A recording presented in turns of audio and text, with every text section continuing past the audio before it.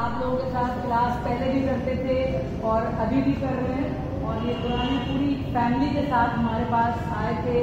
जिनकी का बेटा साथ हमें मौजूद है तलहा, और पूरी फैमिली, उनकी मिसेज, जिनके बच्चे, तमाम लोग जो हैं वो यहाँ पर क्लास करते रहे हमारे साथ। और ये भी मेरे ख्याल में यहाँ पर मैंने अगर देखा है किसी को एक्टिव या पंक्चुअल और इस कंडीशन के अंदर माशाल्लाह से वो बहुत जल्दी उन्हें इम्प्रूव किया और यहाँ पर हमारे कल्याण में आए और क्लास करते रहे। आप लोगों को मुझे लगता है उनकी क्लास बच्चों को स्पेशली बहुत अच्छी लगती है, छोटे बच्चों को।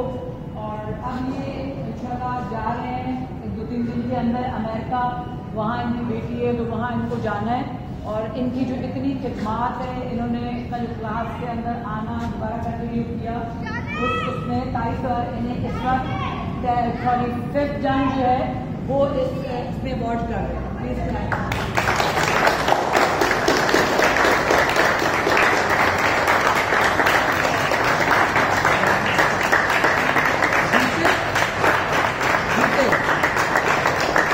Very nice.